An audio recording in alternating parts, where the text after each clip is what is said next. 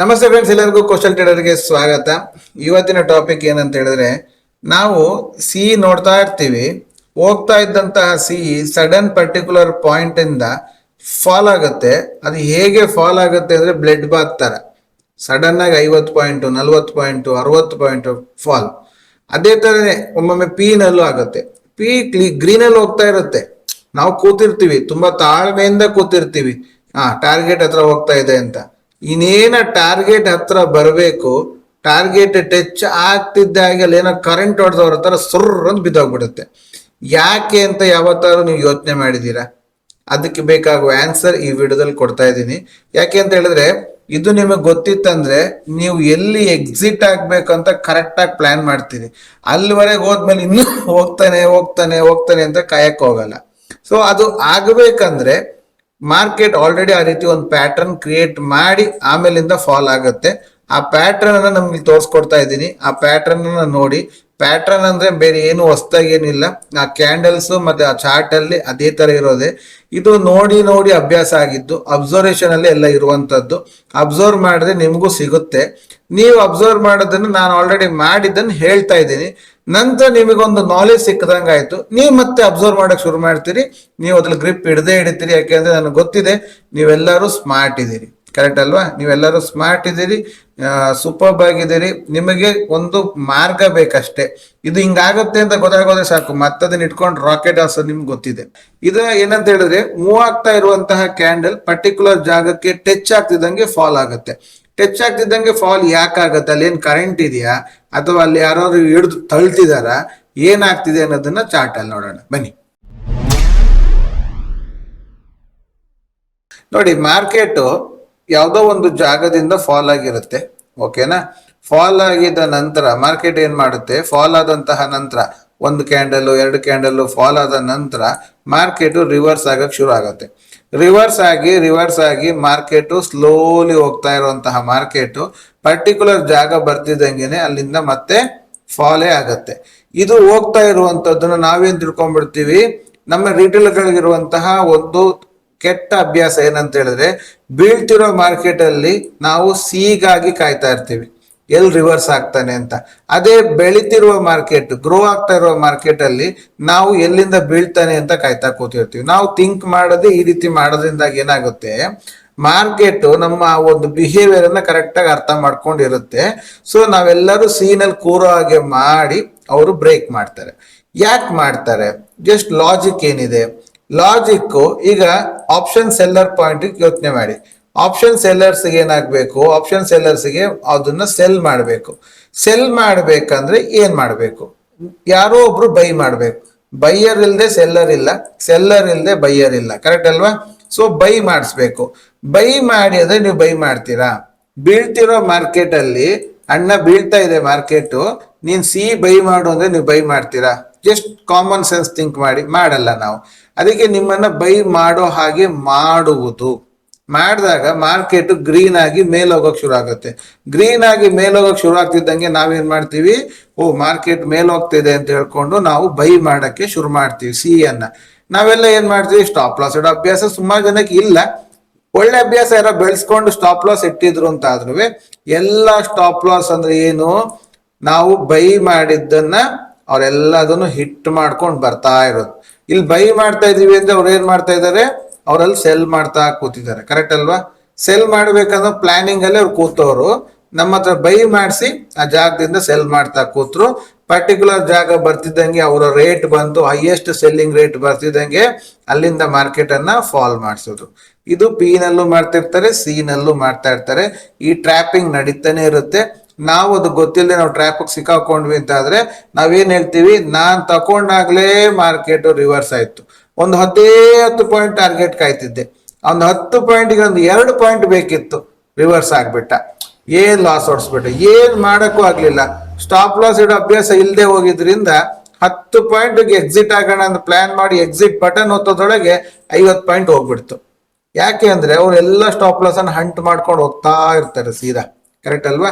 So ಇದು ಯಾವ ರೀತಿಯಲ್ಲಿ ಆಗುತ್ತೆ ಅನ್ನೋದನ್ನ ನಿಮ್ಗೆ ಇಲ್ಲಿ ಸ್ಯಾಂಪಲ್ ತೋರಿಸ್ತೀನಿ.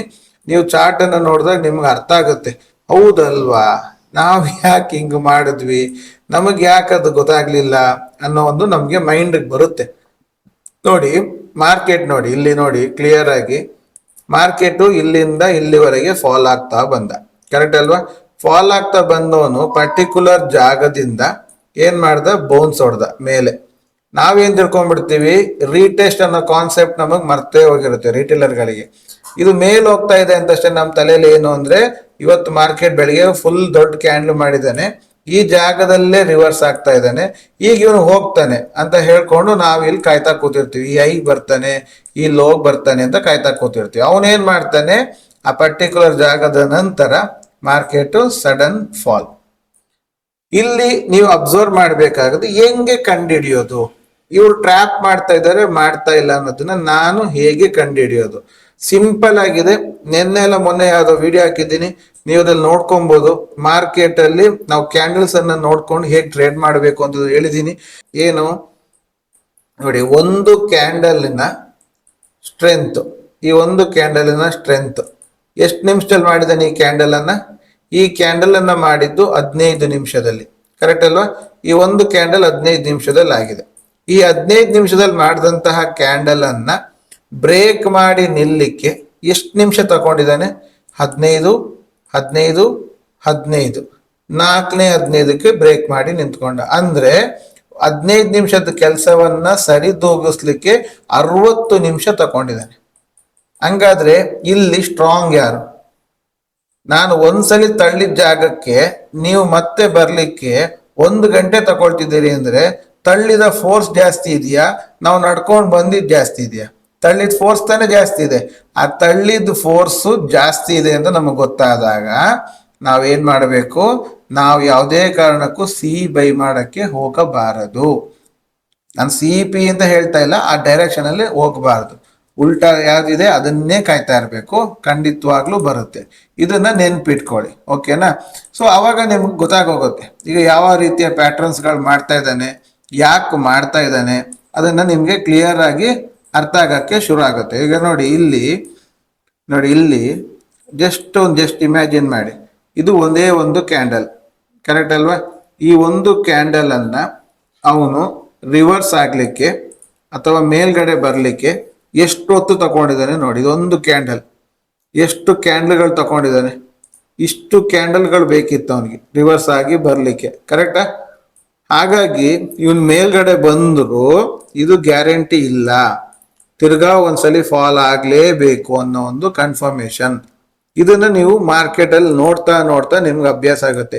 ಈಗ ನಾನೇನ್ ಮಾಡ್ತಾ ಇದ್ದೀನಿ, ನಿಮ್ಗೆ ಅದನ್ನ ಪೂರ್ತಿ ಅಭ್ಯಾಸ ಮಾಡಿಸ್ತಾ ಇಲ್ಲ, ನಿಮ್ಮ ಒಂದು ದೃಷ್ಟಿಯನ್ನ ಈ ರೀತಿ ನೋಡ್ಬೋದು ಅನ್ನೋದಕ್ಕೆ ತಿರುಗಿಸ್ತಿದ್ದೀನಿ ಅಷ್ಟೇ ನನ್ನ ಕೆಲಸ.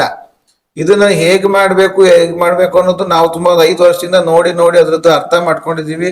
ಅದಕ್ಕೆ ನಾವು 1 ಅವರ್ ಝೋನ್ ಹಾಕಿದೀವಿ, ಅದಕ್ಕೆ 12 ಗಂಟೆ ಹಾಕಿದೀವಿ, ಎಲ್ಲದನ್ನು ಮಿಕ್ಸಪ್ ಮಾಡಿ ನಾ ಅದಕ್ಕೊಂದು ಪ್ಯಾಟರ್ನ್ ಕ್ರಿಯೇಟ್ ಮಾಡಿ ಅದು ನನ್ನ ಕೋರ್ಸ್ ಅಲ್ಲಿ ಹೇಳ್ತಾ ಇದ್ದೀನಿ. ಅದು ಬೇರೆ. ನಿಮಗೆ ಈ ರೀತಿ ಮಾಡಬಹುದು ವಿತೌಟ್ ಇಂಡಿಕೇಟರ್, ಜಸ್ಟ್ ಥಿಂಕ್ ಮಾಡಿ, ಕಾಮನ್ ಸೆನ್ಸ್ ಯೂಸ್ ಮಾಡಿ ಅಂತ ಹೇಳ್ತಾ ಇದ್ದೀನಿ ಅಷ್ಟೇ. ನೀವು ಆ ರೀತಿ ದೃಷ್ಟಿ ಹಾಕಿ ನೋಡಿದಾಗ ಹೌದು ಅನ್ನೋದು ನಿಮಗೆ ಅರ್ಥ ಆಗಕ್ಕೆ ಶುರು ಆಗುತ್ತೆ. ಸೊ ಈ ಅರ್ಥ ಆಗೋಯ್ತು ಅಂತ ಆದ್ರೆ ನಿಮಗೆ ಮಾರ್ಕೆಟು ತುಂಬಾ ಸುಲಭ, ಓಕೆನಾ? ಸೊ ಈಗ ನೋಡಿ, ಇಲ್ಲಿ ಮಾರ್ಕೆಟು ಇಲ್ಲಿಂದ ಮೇಲೋಯ್ತು, ಒಂದೇ ಒಂದು ಕ್ಯಾಂಡಲ್ ಮೇಲೋಯ್ತು, ಕರೆಕ್ಟಾ? ಈ ಮಾರ್ಕೆಟು ನಿಜವಾಗ್ಲೂ ಪಾಸಿಟಿವ್ ಇತ್ತಂತ ಆದ್ರೆ ಇದನ್ನ ಬ್ರೇಕ್ ಮಾಡಿ ನಿಲ್ಬಾರ್ದು, ಕರೆಕ್ಟಾ? ನೋಡಿ ಎಷ್ಟು ಕ್ಯಾಂಡಲ್ ಒದ್ದಾಡಿದ್ರು ಬ್ರೇಕ್ ಆಗಿ ನಿಲ್ತಾ ಇಲ್ಲ, ಅಂದ್ರೆ ಹತ್ರಕ್ಕೂ ಬರಕ್ ಬಿಡ್ತಾ ಇಲ್ಲ. ಸೊ ನಮ್ಮ ಕಡ್ಡಿ ಝೋನ್ ಅನ್ನೋ ವಿಡಿಯೋ ಇದೆ ನೋಡಿ, ಅದ್ರ ಪ್ರಕಾರ ಕಡ್ಡಿನೂ ನೋಡ್ಬೋದು, ಎಷ್ಟು ಸ್ಟ್ರೆಂತ್ ಇದೆ ನೋಡಿ. ಅದಕ್ಕೆ ನೆಕ್ಸ್ಟ್ ಡೇ ಅದು ಗ್ಯಾಪ್ ಅಪ್ ಆಗಿ ಮಾರ್ಕೆಟ್ ಮೇಲೋಗಿದ್ದು, ಕರೆಕ್ಟಾ? ಸೊ ಇದು ನೀವು ಮಾರ್ಕೆಟ್ ಅಲ್ಲಿ ನೋಡುವಂಥದ್ದು. ಹಳೆಯ ದಿವಸ ನೋಡೋಣ, ಯಾಕಂದ್ರೆ ಈಗೆಲ್ಲ ವಾರ್ ಸಿಚುವೇಶನ್ ಆಗಿರಕ್ ಹೋಗಿ ನಮಗೆ ಹಳೆ ಸಿಚುವೇಶನ್ಸ್ ಗಳನ್ನ ನೋಡಕ್ ಆಗಲ್ಲ. ಸೊ ಹಳೆಯ ಸಿಚುವೇಶನ್ ಹೇಗಿತ್ತು ಅನ್ನೋದನ್ನ ಸ್ವಲ್ಪ ನೋಡ್ಕೊಂಬರೋಣ, ಓಕೆನಾ? ಈಗ ನೋಡಿ, ಇಲ್ಲಿ ಈ ಮಾರ್ಕೆಟ್ ನೋಡಿ, ಇದೊಂದು ಕ್ಯಾಂಡಲ್ ಅನ್ನ ನೀವು ಮಾರ್ಕ್ ಮಾಡಿ. ಈ ಒಂದು ಕ್ಯಾಂಡಲ್ ಇಂದ ಮಾರ್ಕೆಟ್ ಬಿದ್ದಿರೋದನ್ನ ಮೇಲ್ ತಗೊಂಡು ಹೋಗೋಕೆ ಟ್ರೈ ಮಾಡ್ತಾನೆ ಇದ್ದಾರೆ, ಆಗ್ತಾ ಇಲ್ಲ, ಹೌದಾ?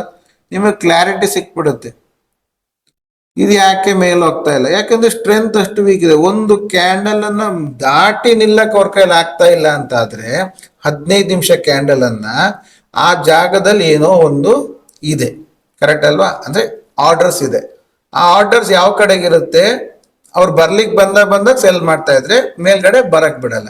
ಆ ಸೆಲ್ ಮಾಡೋ ಜಾಗದಲ್ಲಿ ನಾವು ಸೆಲ್ಲಿಂಗ್ಗೆ ಕೂತ್ರೆ ಅಂದ್ರೆ ನಾವು ಆ ಡೈರೆಕ್ಷನ್ಗೆ ಕೂತ್ರೆ ನಾವು ಲಾಭ ಆಗ್ತೀವಿ. ನಾವು ಉಲ್ಟಾ ಕೂತ್ಕೊಳಕ್ ಹೋದ್ರೆ ನಾವು ಲಾಸ್ ಮಾಡ್ಕೊಳ್ತೀವಿ. ಹಂಗಾದ್ರೆ ಇವ್ರನ್ನ ಯಾಕೆ ಕರಿತಿದ್ದಾರೆ ಮೇಲ್ಗಡೆ? ಈಗ ಹಿಂಗ್ ಹೋಗೋರನ್ನ ಯಾಕೆ ಕರಿತಿದ್ದಾರೆ ಅಂದ್ರೆ ಅವ್ರದ್ದು ಪೂರ್ತಿ ಸೆಲ್ ಆಗೋವರೆಗೂ ಕರಿತಾ ಇರ್ತಾರೆ. ಪೂರ್ತಿ ಸೆಲ್ ಆದ ಮೇಲೆ ನೋಡಿ ಅವರು ಆಮೇಲಿಂದ ತಿರ್ಗಾ ಅದೇ ಜಾಗದಿಂದ ಬಿದ್ದವರು ಹೆವಿಯಾಗಿ ಫಾಲ್ ಆಗಿದೆ. ಯಾಕಂದ್ರೆ ಅವ್ರದೆಲ್ಲ ಸೆಲ್ಲಿಂಗ್ ಮುಗೀತು. ಸೆಲ್ಲಿಂಗ್ ಮುಗ್ದಿದ್ದಕ್ಕೆ ಅದು ಬಿದ್ದಿತ್ತು. ಕರೆಕ್ಟ್ ಅಲ್ವಾ? ಇದು ಮಾರ್ಕೆಟ್ ಅಲ್ಲಿ ಕಲಿಬೇಕಾಗಿರೋದು. ಅಬ್ಸರ್ವ್ ಮಾಡಕ್ ಶುರು ಮಾಡಿ, ಹೊಸದಾಗಿರೋ ಆಲೋಚನೆಗಳನ್ನ ಕ್ರಿಯೇಟ್ ಮಾಡಿ. ಈಗ ಇದುವರೆಗೆ ನೋಡ್ತಿದ್ದಂತ ಇಂಡಿಕೇಟರ್ಗಳನ್ನೆಲ್ಲ ಸೈಡ್ ಬಿಸಾಕಿ ಒಂದು ಪ್ಲೈನ್ ಚಾರ್ಟ್ ಅನ್ನು ಇಟ್ಕೊಂಡು ಆ ಚಾರ್ಟ್ ಅಲ್ಲಿ ಆ ಕ್ಯಾಂಡಲ್ ಏನ್ ಹೇಳುತ್ತೆ ಅನ್ನೋದನ್ನ ಅರ್ಥ ಮಾಡಕ್ ಶುರು ಮಾಡಿ. ನಿಮಗೂ ಮಾರ್ಕೆಟ್ ಈಸಿಯಾಗಿ ಅರ್ಥ ಆಗುತ್ತೆ ಅಂತ ಹೇಳ್ತಾ ಈ ವಿಡಿಯೋನ ಕಂಪ್ಲೀಟ್ ಮಾಡ್ತಾ ಇದ್ದೀನಿ. ಇಷ್ಟ ಆದ್ರೆ ಒಂದೇ ಒಂದು ಲೈಕ್ ಬಟನ್, ಸಬ್ಸ್ಕ್ರೈಬ್ ಮಾಡಿ, ಮತ್ತೆ ನಿಮ್ಮ ಫ್ರೆಂಡ್ಸ್ ಒಟ್ಟಿಗೆ ಶೇರ್ ಮಾಡಿ. ಏನಾರ ಡೌಟ್ಸ್ ಇದ್ರೆ ಖಂಡಿತವಾಗ್ಲೂ ಕಮೆಂಟ್ ಅಲ್ಲಿ ತಿಳಿಸಿ ಅಥವಾ ನಮ್ಮ ಟೆಲಿಗ್ರಾಮ್ ಅಲ್ಲಿ ಬಂದು ಮಾತಾಡಿ. ಓಕೆನಾ? ನಮಸ್ತೆ. Thank you.